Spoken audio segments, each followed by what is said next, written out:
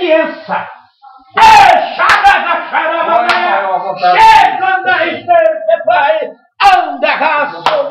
Aleluia!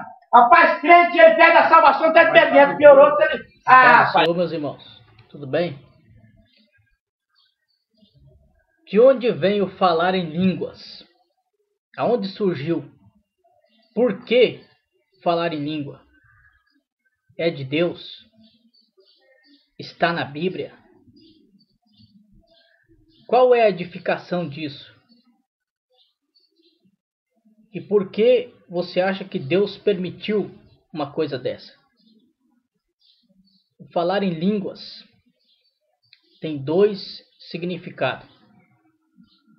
E o primeiro deles nós vamos ver aqui no livro de Atos, capítulo 2, a partir do verso 5.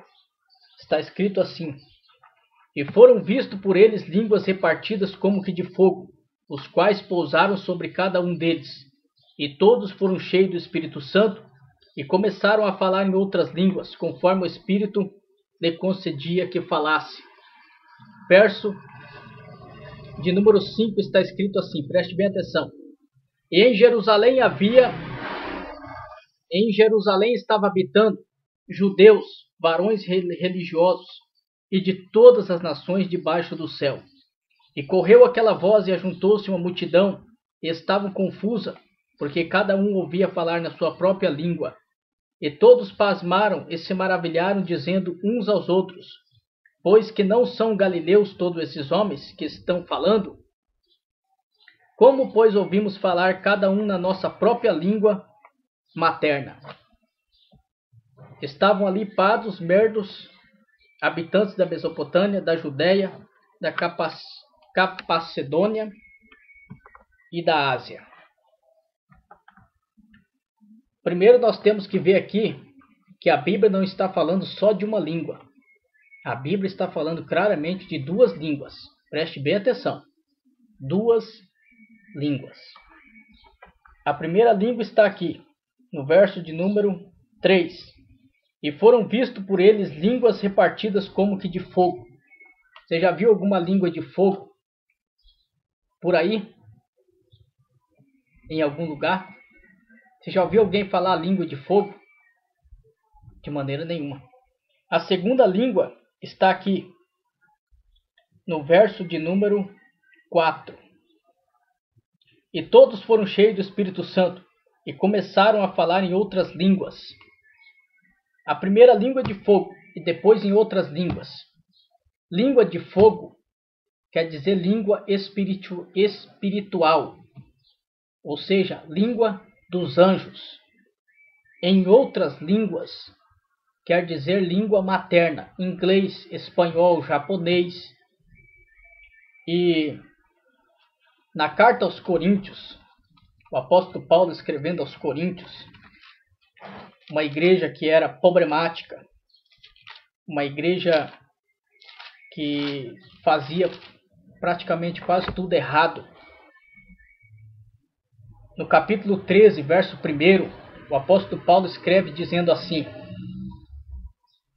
Ainda que eu falasse a língua dos homens, primeira língua, e a língua dos anjos, e não tivesse amor, nada adiantaria. Veja bem que o apóstolo Paulo faz uma separação da língua dos homens e a língua dos anjos. E no capítulo 14, no verso 2, está escrito assim: Porque o que fala em língua estranha não fala a homens, mas fala a Deus, porque ninguém o entende, e o Espírito fala em mistério.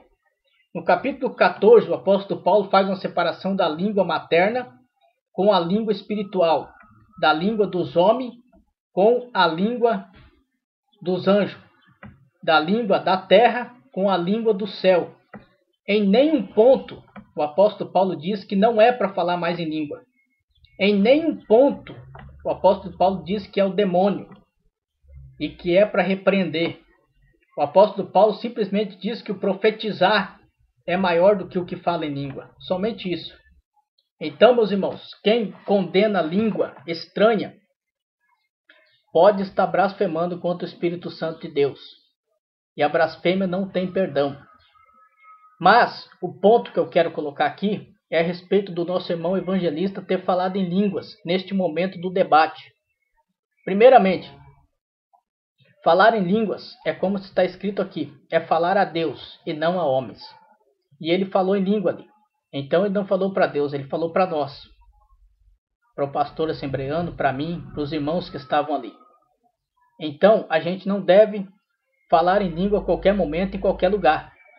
Nós temos que falar somente a Deus. Amém? E se o evangelista ou alguém que fala em língua em qualquer lugar está me ouvindo, preste bem atenção. Quem ora a Deus, ora em línguas e ora em mistério. E quem fala em línguas, fala a Deus e não a homens.